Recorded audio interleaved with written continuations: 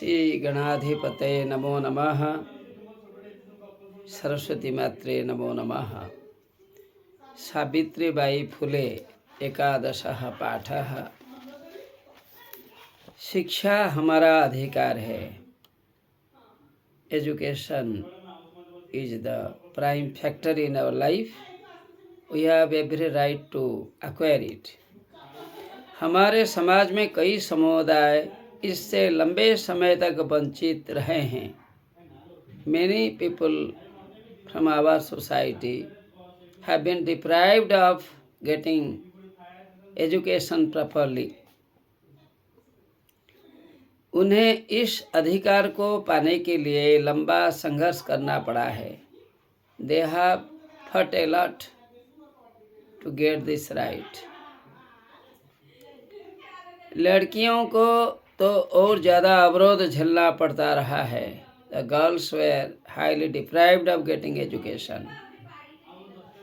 प्रस्तुत पाठ इस संघर्ष का नेतृत्व करने वाली प्रातस्मरणीय एवं अनुकरणीय महिला शिरोमणि सावित्रीबाई फुले के योगदान पर केंद्रित है। जो विषय हम पढ़ने जा रहे हैं ये सावित्रीबाई फुले पर केंद्रित है। Our topic is Savitribai Phule, where such a great personality helped a lot for the promotion of education of the unwanted people, of the poor people in the society. समाज में कई असहाय लोगों को पढ़ाने के लिए, शिक्षा देने के लिए सावित्रीबाई फुले ने बहुत कदम उठाई। यह लेसन कुछ तो बताता है, उसके बारे में हम पढ़ेंगे। एक चित्र आपके सामने हाजिर है। There is a picture. उस पिक्चर पर प्रश्न आधारित है। ऊपर निर्मितं चित्रं पश्यत। ऊपर जो चित्र बनाया गया है उसे देखो। Look at the picture which is given in the beginning of the topic.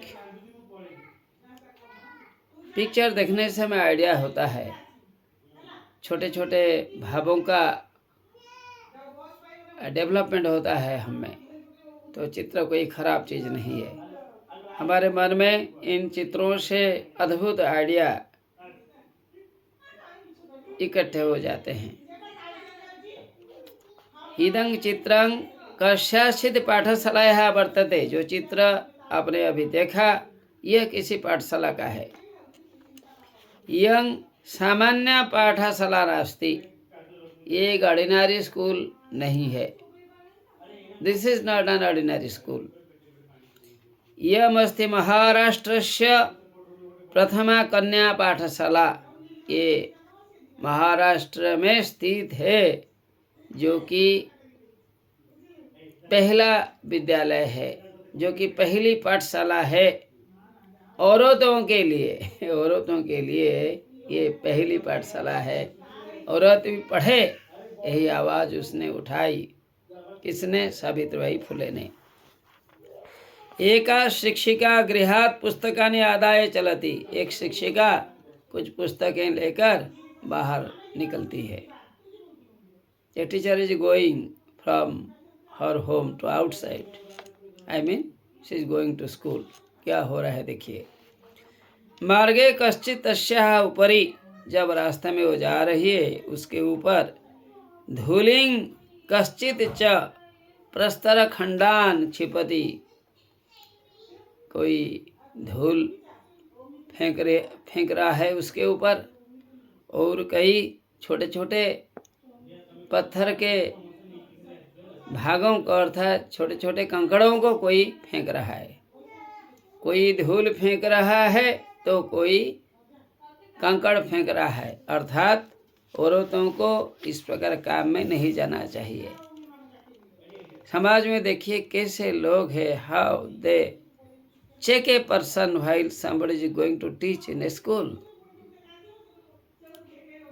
You see the situation of at that time when people had such type of feeling that they were not allowing a woman to go to school, such that she will be teaching the students.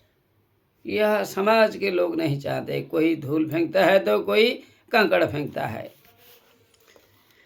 सो विद्यालय कन्या भी सविनोदंग आलम्बन्ति सा, लेकिन वो डरने वाली नहीं थी। अपने विद्यालय में कन्याओं के साथ आनंद पूर्वक बात करती थी। वह अध्यापने संलग्ना भवती, पढ़ाई में मग्न रह जाती थी। She was remaining busy in teaching the students laughingly, हंसती हुई पढ़ाती थी, पढ़ाई में मशगूल रह जाती थी। She was remaining busy in teaching.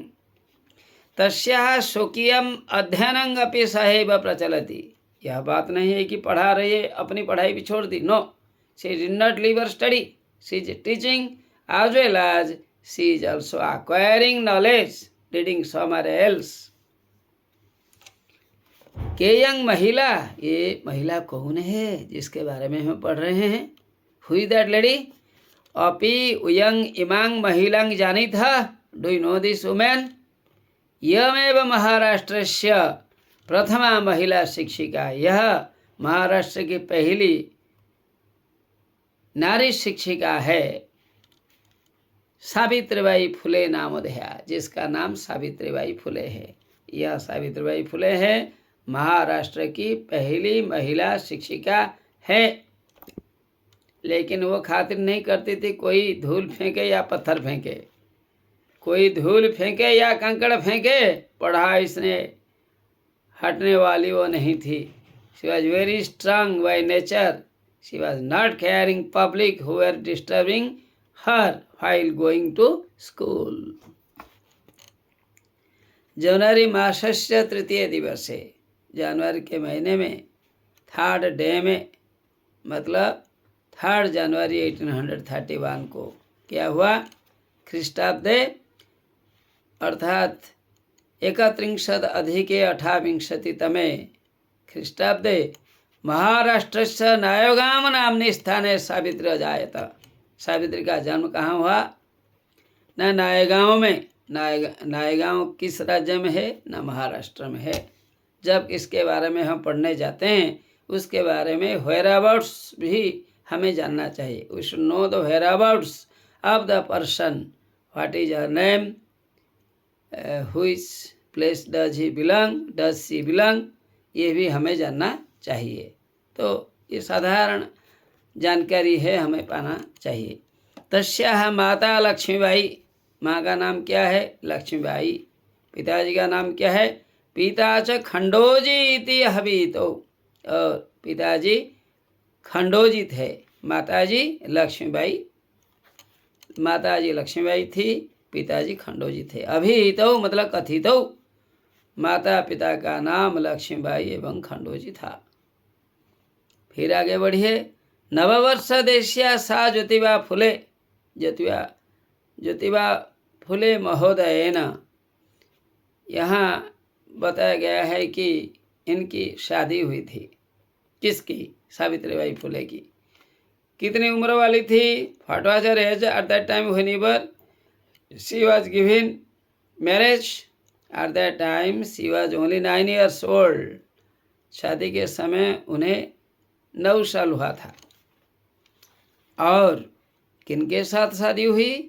Jyotiba Phule, Jyotiba Phule महोदय के साथ उनकी शादी हुई। सपि तदानीं, तो ज्योतिबाबाई फुले की उम्र क्या थी? 13 कल्पवर्ष। ये 9 की थी सावित्री, और ज्योतिबाबाई फुले थी 13 years। डिफरेंस कितना था? 4 years डिफरेंस था। ठीक है। यतो ही सः स्त्री शिक्षायाः प्रबलः समर्थक आसीत्। यतो ही ज्योतिबाबाई फुले स्त्री शिक्षा का बहुत बड़ा समर्थक वो थे। He was a strong supporter of women education. इसलिए सावित्री ने उनसे शादी करने के लिए राजी हो गई। समर्थकः स्त्री शिक्षायाः प्रबलः समर्थकः आसीत्। स्त्री शिक्षा का बड़ा सपोर्टर था। अतः सावित्र्याः मनसि स्थिता अध्ययनाभिलाषा, और सावित्री के मन में पढ़ने के लिए जो इच्छा थी, अभिलाषा थी, उत्साहं प्राप्तवती, और पढ़ने के लिए वो अधिक उत्साहित होने लगी। Savitri got enlightened, got spirited, became very happy by marrying such a person who praises for women education, who encourages for women education. तो इसलिए उनकी शादी हो गई उनसे। स्त्री को भी पढ़ाने के लिए मना नहीं, और ये भी लड़ाई करे तो उसे वो रोकने वाले नहीं थे। इतः परं सा साग्रहं आंग्लो भाषायाः अपि अध्ययनं कृतवती। इसके बाद अर्थात मैरिज के बाद उसने आंग्लो भाषा पर भी कमांड रखी। She also learned English in course of time.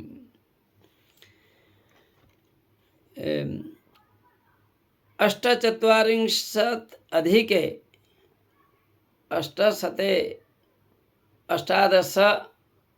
अष्टादशशतके अष्टचत्वारिंशत् अधिके अष्टादशतमे शतके अर्थात 1848 को ख्रीष्टाब्द में एडी में पुणे नगर में सावित्री ने ज्योतिबा महोदयेन सह कन्यानां कृते प्रदेशस्य प्रथमं विद्यालयं आरभत।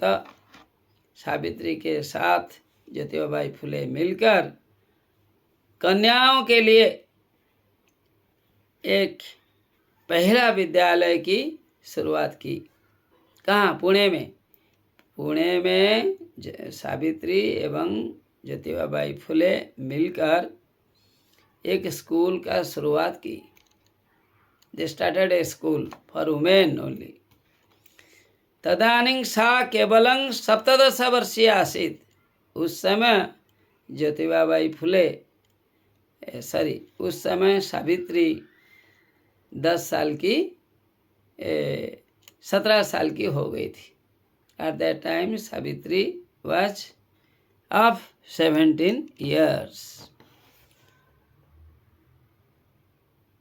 51 अधिके अष्टाविंशतितमे वर्षे 1851 तमे ख्रीष्टाब्दे 1851 ख्रीष्टाब्द में एडी में अस्पृश्यत्वात् तिरस्कृतस्य अछूत होने के कारण संसार में जो निंदित समुदाय था, जो समूह था, बालिकानां कृते वहाँ के जो बालिका लोग जन्म हुए थे, the girls who belonged to untouchable community, इन लोगों के लिए पृथकतया अलग रूप में तया अर्थात सावित्रीबाई फुले ने अपरः विद्यालयः प्रारब्धः, एक दूसरा विद्यालय की शुरुआत की। पहला तो हुआ था पुणे में, सेकंड हो गया अछूत लोगों के लिए भी एक स्कूल का शुरुआत किया गया। किन के लिए? ना अछूत लोगों के लिए। सपोज हाई कास्ट पीपुल बोले नहीं इनके साथ हम नहीं पढ़ेंगे, ठीक है, तो इस खातिर में उसने दूसरा स्कूल भी बसाया या निर्माण किया या शुरुआत की। सामाजिक कुरीतीनां सावित्री प्रखरं विरोधं अकरोत्। सावित्री सामाजिक कुरीतियों का विरोध करती थी। Savitri was obstructing the evils pertaining in the society, continuing in the society. विधवानां शिरोमुंडनस्य निराकरणाय, विधवा लोगों का शिरोमुंडन किया नहीं जाएगा, यह बात सावित्री ने उठाई। इनके हस्बैंड गुजर गए, इसका मतलब नहीं कि औरतों को बाल काट दिया जाए, नहीं, दिस इज अनएविल। इसके खिलाफ में उसने आवाज उठाई। साक्षात नापिते मिलिता, सावित्री जी ने स्वयं बाल काटने वाले जो नापित होते हैं बारवर्स, इनके साथ वह मिली। फलतः केचन नापिताः अश्यांग रूढ़ौ सहभागिताम अत्यजन। कई लोग थे जो ट्रेडिशनल थे, रूढ़िवादी थे, ट्रेडिशनल्स, उन्होंने सावित्री का खातिर नहीं किया। नहीं नहीं नहीं नहीं, जो लोग करें हम करेंगे, आपकी बात हम क्यों सुनेंगे। लोग होते हैं, people of different mentalities are there, कहीं मिले, लेकिन वो डरी नहीं, सावित्री डरी नहीं। एक अदा सावित्रा मार्गे दृष्टंग यत, और एक बात सुनिए सावित्री ने क्या क्या घटना देखी। एक दिन एक रास्ते में एक कुएं के पास शीर्ण वस्त्रावृताम, कुपंग निवासा कुएं के पास शीर्ण वस्त्रावृताम वृताः, फटे पुराने कपड़े पहनने वाली एक औरत दिखाई दी। तथा कथिताः निम्न जातीयाः काश्चित् नार्यः, एक औरत नहीं अनेक औरत। तो एक दिन फटे पुराने कपड़े पहनने वाली औरतें एक कुएं के पास दिखाई देने लगी। काश्चित् नार्यः जलं पातुं याचन्ते स्म, ये जो नारियां जो कि पुराने फटे कपड़े पहनी हुई थी, उसने पानी मांगा। उच्च वर्गीयाः उपहासं कुर्वन्तः कुपात् जलोद्धरणं अवारयन्, लेकिन उच्च वर्गीयाः, जो उच्च वर्ग के लोग मजाक करते हुए उन्हें कुएं से पानी निकालने के लिए वारण किया, चेक किया, ऑब्स्ट्रक्ट किया। नहीं नहीं नहीं नहीं, आप कुएं से पानी नहीं निकाल सकती, आप लोग कुएं से पानी नहीं निकाल सकती। सावित्री एतत् अपमानं सोढुं न शक्नोति, लेकिन सावित्री ने यह अपमान को सहन नहीं कर पाया। Savitri did not tolerate this, इनके मन में आघात हुआ, दुख हुआ। सा ताः स्त्रियः निज गृहं नीतवती, सावित्री ने उन औरतों को अपने घर में ले लिया। तडागं दर्शयित्वा अकथयत्, तडाग को देखकर, तालाब को दिखाकर कहा, यथेष्टं जलं नयत, लो जितना पानी लेना है ले लो, है ना, यही हमारा तालाब, डरो मत। सार्वजनिकः अयं तडागः, ये जो तालाब है ये सर्वसाधारण का है, ये कॉमन मैन का है, आप यूज करो, no problem, this is a public fund, use it, no restriction is there. अस्मात् जलग्रहणे नास्ति जाति बंधनम, यहाँ से पानी लेने के लिए कोई बंधन नहीं है, कोई रेस्ट्रिक्शन नहीं है।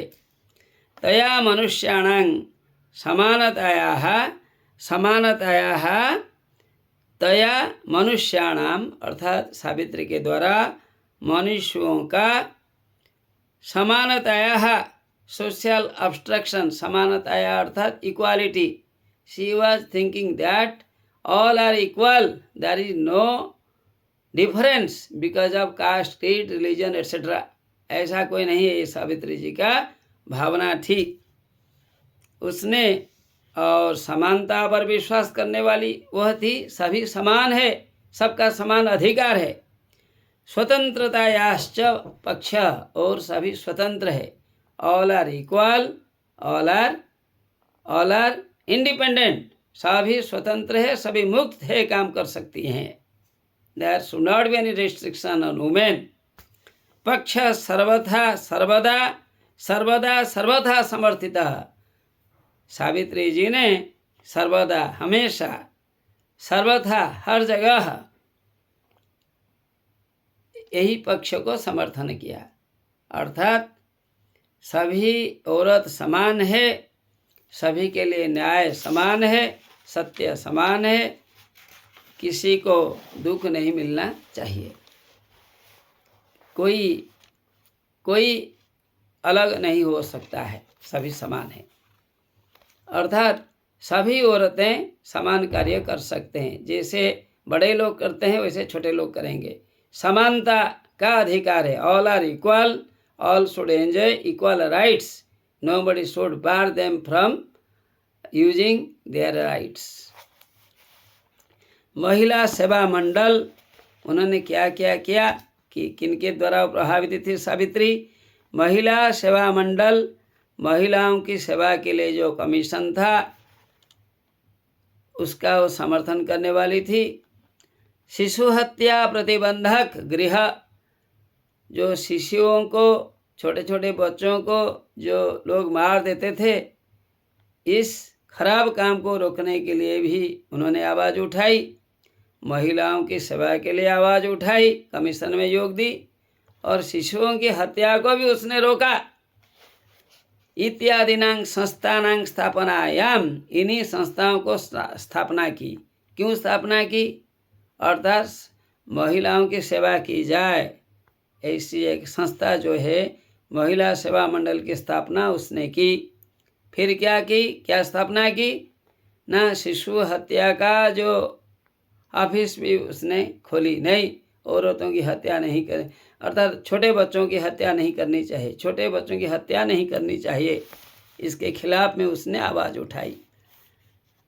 फूले दंपत्यों अवदानं महत्वपूर्णं, फूल दंपत्यों ने, दंपति मतलब पति पत्नी, सावित्री एवं उनके जो पति ज्योतिबाई फुले, उन्होंने आवाज़ उठाई कि हर, अर्थात औरतों के कल्याण के लिए उसने आवाज़ उठाई। अर्थात फुले दंपति, फुले दंपति लिखा गया, फुले दंपति समझिए। फुले दंपति का जो अवदान है, कंट्रीब्यूशन है, वो बहुत गुरुत्वपूर्ण है। The contribution of Savitri and her husband is very very important, prominent. They did not go away from social justice. वे लोग हमेशा औरतों के कल्याण के लिए हमेशा साथ दिया, हमेशा उनकी सहायता की। फिर आगे पढ़िए क्या लिखा गया है। सत्यशोधक मंडलस्य, सत्यशोधक एक मंडल है जहाँ की सत्यता के आधार पर जो अनेक गतिविधियाँ होती है वह किया जाता है। सत्यशोधक मंडल के जो गतिविधियाँ हैं वहाँ उसमें वो बहुत एक्टिव थी, अर्थात वह सत्यशोधक मंडल के गतिविधियों में सावित्री बहुत एक्टिव थी। Savitri was a active member, Savitri was a active member in Satyashodhak Mandal number 1, then in Mahila Seva मंडल अनादर, शिशु हत्या प्रतिबंधक, जो सब बड़ी बड़ी संस्थाएं थी, सभी संस्थाओं में उसने काम किया मतलब सावित्री ने हर एक क्षेत्र में, हर एक ऑर्गेनाइजेशन में अपना भाग लिया, वो डरा नहीं। अस्य मंडलस्य उद्देश्यम् आसीत् उत्पीड़ितानां समुदायानां स्वाधिकारान् प्रति जागरणं इति। जो जितने अनुष्ठान के बारे में हमने पढ़ा, ये सभी अनुष्ठानों का एक लक्ष्य था कि औरतों को जगाएं, औरतों को ज्ञान दे, उन्हें समझाया जाए, जैसे कि वे पीड़ित लोगों के अधिकार के बारे में उन्हें बताएं। औरतों को ऐसे बताया जाए, ऐसे समझाया जाए कि वे अपने अपने दायित्व को समझ सकें। There should be awareness program among the women such that they can understand what is their duty, and what are their duties they can understand. Whenever they will understand, they will be doing their work perfectly. ठीक है, आगे देखिए। सावित्री अनेकाः संस्थाः प्रशासनकौशलेन सञ्चालितवती। सावित्री ने अनेक संस्थाओं को एडमिनिस्ट्रेटिव स्किल से संचालित की। शी हैड एडमिनिस्ट्रेटिव स्किल, प्रशासन जो मैनेजमेंट करने की जो शक्ति उनमें थी, और उसने विभिन्न संस्थाओं को चलाई, मैनेज की। दुर्भिक्ष काले, दुर्भिक्ष समय में भी, फेमाइन के समय भी उसने साथ दी। प्लेग काले, प्लेग जब फैली हुई थी तब भी उसने पीड़ित जनानां, पीड़ित लोगों की सेवा की। कैसे ना? अशांतं अविरतं च सेवां अकरोत्। प्लेग के समय एवं दुर्भिक्ष के समय जब भोजन का अभाव था, उस समय भी उन्होंने पीड़ित लोगों की सेवा की, अर्थात दिन रात सेवा करने लगी। विश्राम करने वो विश्राम नहीं करती थी, अर्थात महिलाओं की सेवा, लोगों की सेवा वह अथक मेहनत करने का पूर्वक करती थी। सहायता सामग्री व्यवस्थायै सर्वथा प्रयासं अकरोत्। सहायक सामग्री की व्यवस्था के लिए हमेशा वो कोशिश करती थी। How to arrange good things, where to arrange good things and how to help the people was her mentality. वो सामग्रियों का तलाश कर, खोज कर, पाकर गरीबों की सेवा, महिलाओं की सेवा करती थी। महारोग प्रसार काले, जब एपिडेमिक्स वगैरह होती थी, संक्रामक रोग वगैरह होती थी, तब सेवारता सा, वो भाग नहीं जाती थी। गरीबों के साथ काम करती हुई वह असाध्य रोगेण ग्रस्ता, असाध्य रोग से स्वयं पीड़ित होकर सप्तनवति अधिके अष्टाविंशतितमे वर्षे 1897 ईयर में ख्रीष्टाब्दे निधनं गता, अर्थात 1897 को उनकी मृत्यु हो गई। कैसे? ना गरीबों की सेवा करती हुई, एपिडेमिक्स में आक्रांत होकर, संक्रामक रोग में आक्रांत होकर वह उसने मृत्यु को प्राप्त की। She died. She breathed her last. She was dead. She breathed her last by serving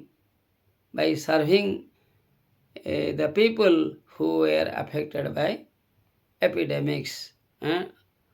Okay. Next, last line. साहित्य रचना अपि सावित्री महीयते। साहित्य रचना के क्षेत्र में भी सावित्रीबाई फुले बहुत इम्पोर्टेंट है, महत्वपूर्ण है। She is an eminent writer. क्या उसने लिखी? तस्याः काव्य संकलन द्वयं वर्तते। उन्होंने 2 पोएट्री बुक्स लिखी है, एक काव्य फूल, दूसरा है सुबोध रत्नाकर। काव्य फूल एवं सुबोध रत्नाकर नामक 2 किताबें उसने लिखी है। आई mean she is a great writer who had composed these 2 books. Bharat देशे महिला उत्थानस्य, भारत देश में महिलाओं को बढ़ाने के लिए, प्रमोट करने के लिए, गहनावबोधाय और बढ़िया से गरीबों की स्थिति को समझने के लिए सावित्री महोदयायाः जीवनचरितम, सावित्री महोदया का जीवन को अवश्य अध्येतव्यम, सभी को पढ़ना चाहिए। सावित्रीबाई फुले कितना महत्वपूर्ण थी, कैसे उसने 2 किताबें लिखी हैं, काव्य फुले एवं सुबोध रत्नाकर, ये इम्पोर्टेंट है। और महिलाओं को महिलाओं की सेवा करने के लिए कैसे वह अथक मेहनत करती थी, और ये सब जानने के लिए उनके जीवन चरित्र को पढ़ना पड़ेगा। We should learn different stories pertaining to her life, which will definitely teach us what a courageous lady was she and how did she take up all works very promptly and work for the women. Really, we should learn from her activities or from the books where she had written everything elaborately with nice elaboration. ठीक है, हम अधिक पढ़ेंगे और उनके बारे में जानेंगे। ज़रूर हमें औरतें के लिए जो अवहेलित औरतें हैं, जो नारियां हैं, नीच जाति की है, उनके बारे में, उनके संबंध में, उनके बारे में काम करके सावित्रीबाई फुले ने सबके लिए जागरण, नया जागरण ला दिया था। इसमें कोई संदेह नहीं है। हम पढ़े और जाने। जयतु संस्कृतम सावित्रीबाई फुले महोदयेभ्यः नमो नमः।